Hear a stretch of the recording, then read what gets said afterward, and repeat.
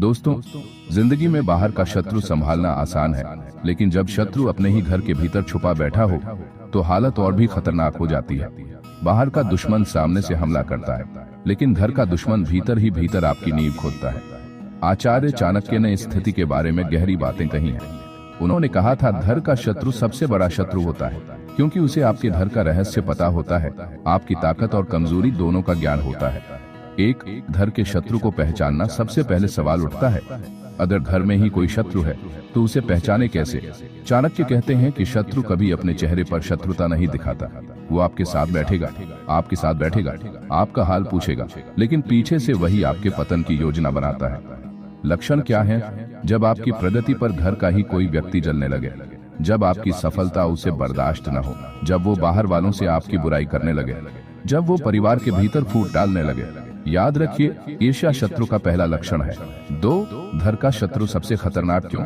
बाहर का दुश्मन आपके बारे में उतना नहीं जानता, लेकिन घर का दुश्मन आपकी कमजोरियां जानता है, आपके राज जानता है, आपकी भावनाएं जानता है, और सबसे बड़ी बात, आपकी भरोसेमंदी का फायदा उठाता है। चाणक्य ने स्पष्ट कहा है कि भीतर का गद्दार बाहर के 100 दुश्मनों से भी घातक होता है। 3, चाणक्य नीति से पहला उपाय, धैर्य और मौन। अगर घर का ही कोई व्यक्ति शत्रु है तो सबसे पहले अपने भावों को काबू में रखना जरूरी है।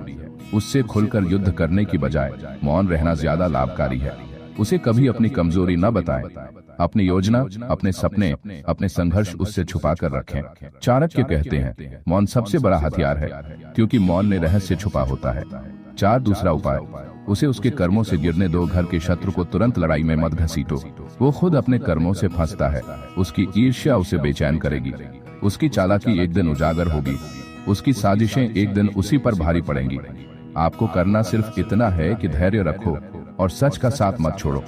5, तीसरा उपाय, बुद्धि का प्रयोग। अगर घर का कोई व्यक्ति शत्रु बनकर खड़ा है तो बल प्रयोग नहीं करना। बल से आप बाहर के शत्रु को हरा सकते हैं, लेकिन भीतर के शत्रु को हराने के लिए बुद्धि और नीति चाहिए। चाणक्य ने कहा, नीति से जीते हुए युद्ध कभी हारते नहीं, इसलिए बुद्धि से खेलो, योजना से जवाब दो, भावुक होकर निर्णय मत लो।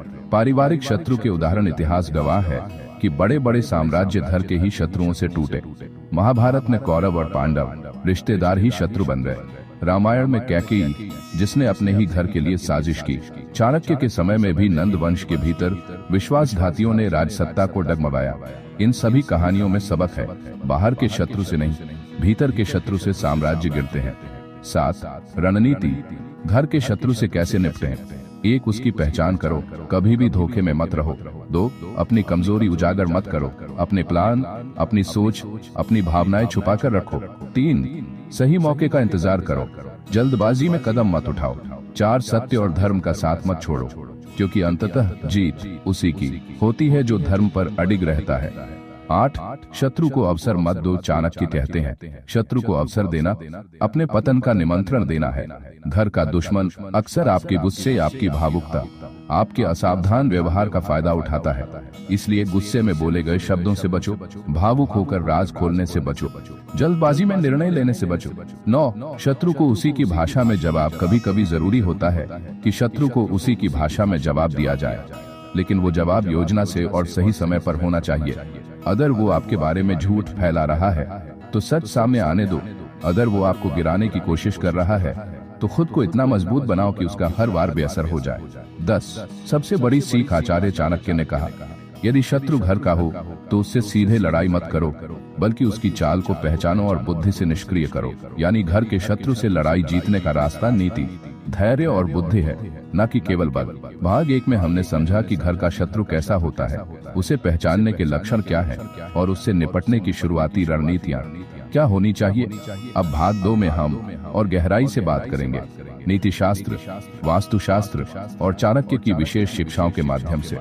11, घर के शत्रु और पारिवारिक कलह। घर का शत्रु अक्सर कलह, झगड़े की जड़ होता है। वह छोटा सा विवाद बड़ा कर देता है, 2 लोगों के बीच मनमुटाव बढ़ाता है, परिवार में फूट डालता है। चाणक्य कहते हैं, जहाँ झगड़ा है वहाँ सुख नहीं टिकता। इसलिए घर के शत्रु का सबसे पहला वार होता है घर का माहौल बिगाड़ना। उपाय, कलह में सीधे मत पड़ो, झगड़े को सुलझाने का प्रयास करो, लेकिन पक्षपात मत करो। शांति का वातावरण बनाए रखो। क्योंकि अशांत घर जल्दी टूटता है।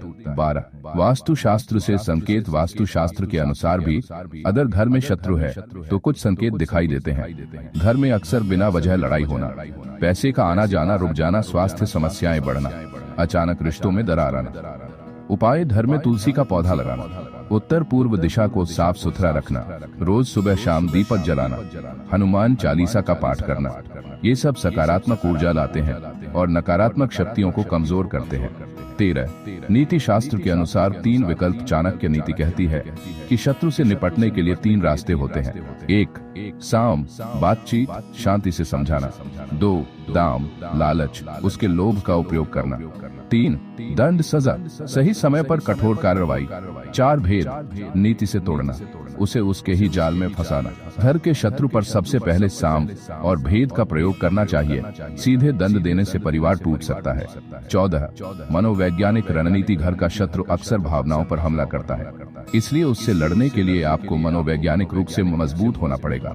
उससे डरना नहीं है, उसकी बातों से विचलित नहीं होना है, अपनी मानसिक स्थिति को स्थिर रखना है। याद रखो, अगर आप विचलित हो गए तो वही जीत जाएगा।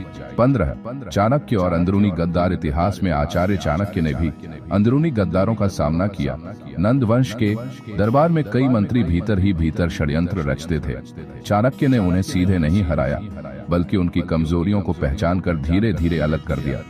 इससे हमें सीख मिलती है कि भीतर के शत्रु को खत्म करने के लिए बुद्धिमत्ता और समय का सही उपयोग करना जरूरी है। 16 रिश्तों को बचाते हुए रणनीति। घर का शत्रु कई बार खून का रिश्ता होता है, भाई बहन, ससुराल या करीबी रिश्तेदार। उसे खत्म करना संभव नहीं, इसलिए उसे नियंत्रित करो, उसे दूर करो, लेकिन रिश्ते का नाम खत्म मत करो। चाणक्य ने कहा, नीति वही है जो धर्म को भी बचाए और विजय भी दिलाए। 17 आर्थिक सुरक्षा। घर का शत्रु अक्सर पैसों पर नजर रखता है। वो आपको कर्ज में फंसाने की कोशिश कर सकता है, आपके धन का गलत उपयोग कर सकता है, या फिर आपकी आर्थिक कमजोरी को दूसरों तक पहुंचा सकता है। उपाय: अपने पैसे की जानकारी सबको मत दो, अपना बचत का राज केवल भरोसेमंद को बताओ और कभी भी शत्रु के भरोसे पर आर्थिक निर्णय मत लो। 18 धैर्य का अंतिम फल। घर का शत्रु आपको सालों तक परेशान कर सकता है, लेकिन अगर आपने धैर्य रखा तो समय खुद न्याय करता है। सच हमेशा सामने आता है, झूठ टिकता नहीं और छल करने वाला अंत में अकेला पड़ जाता है। चाणक्य कहते हैं, धैर्यवान व्यक्ति से बड़ा योद्धा कोई नहीं। 19 आध्यात्मिक उपाय। घर के शत्रु से बचने के लिए आध्यात्मिक शक्ति जरूरी है। रोज ध्यान करना, ईश्वर का स्मरण करना, अपने मन को शांत रखना, गीता, नीति शास्त्र और उपनिषदों का पाठ करना। इससे मन की शक्ति बढ़ती है और शत्रु की चालें कमजोर हो जाती हैं। 20 अंतिम संदेश। आचार्य चाणक्य की नीति हमें सिखाती है कि घर के शत्रु को हल्के में न लो, लेकिन उससे सीधे टकराना भी मूर्खता है। बुद्धि, धैर्य और नीति से काम लो, और सबसे बड़ी बात, अपने धर्म, अपने कर्म और अपने सत्य से कभी समझौता मत करो, क्योंकि सत्य और धर्म पर चलने वाला इंसान अंततः अजेय होता है। निष्कर्ष दोस्तों, अगर घर में ही कोई शत्रु है तो समझ लीजिए ये जीवन की सबसे कठिन परीक्षा है। लेकिन याद रखिए, बुद्धि से लड़ा जाए तो जीत आपकी होगी, नीति से काम लिया जाए तो परिवार भी बचेगा और शत्रु भी हार जाएगा, और अगर धैर्य रखा जाए तो अंत में समय खुद आपके पक्ष में फैसला करेगा।